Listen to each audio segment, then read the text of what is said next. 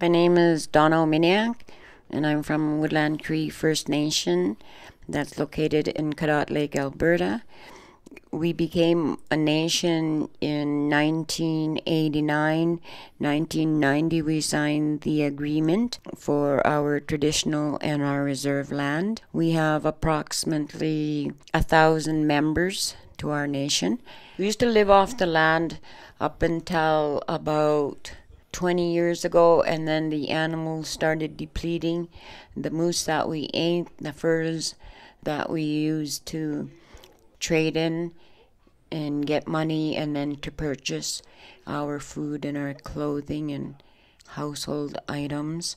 Nowadays, if you're not working for the oil company, then you don't amount to anything, because that's all there is, because they've overwhelmed us. There's 75% destroyed our land, our habitat, our water, our watershed. They've polluted our air. People have gotten really sick. People have died from cancer unknown, undiagnosed. A 4-month-old baby that drank tap water for 4 months died of stomach injuries because of drinking the tap water. That's how polluted our lake water has become. It's undrinkable. We have to haul water 100 clicks away, drinking water. Just yesterday, we were cutting up 2 moose, and I was cutting up the hind quarter to store in the freezer, and I was cutting it up into chunks, and I'm finding these yellow little pellets come out of the skin. The moose has never had that. Within our watersheds too, we used to pick wild mint. We call it laboom in the Cree language. We use it to make it in tea. We used to make laboom for our guests, and we would put another herb in there, and that was to cure the children's chest colds, their coughs, and the medication is just another form of chemical. When there's a stillbirth that's buried, the house is made different. We make a house over, but only the roof stands erect. There is no walls, because the child never got to see the earth. The boys and the children are identified by the different colors. The boys have blue color. Their houses are built like a house. The height of the house is built according to the age of the child. Parents or adults that pass away are built like their regular houses.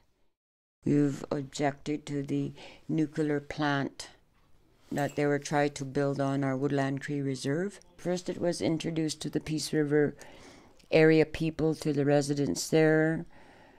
They got all the information. They didn't want it there. They approached Woodland Cree First Nation to see if they could build it on our nation, and they were told no.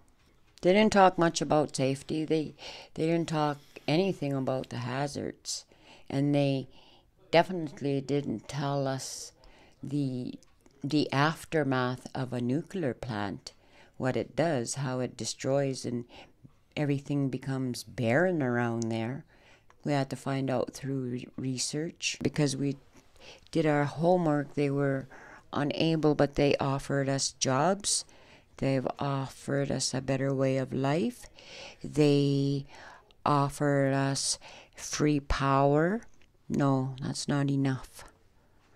They can't just come here and start destroying our land, and then just to trade off something materialistic for something that's good that we have to hang on to.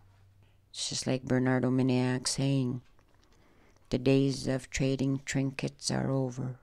What I see for the future is that there'll be a lot of negotiating going on between the different oil companies.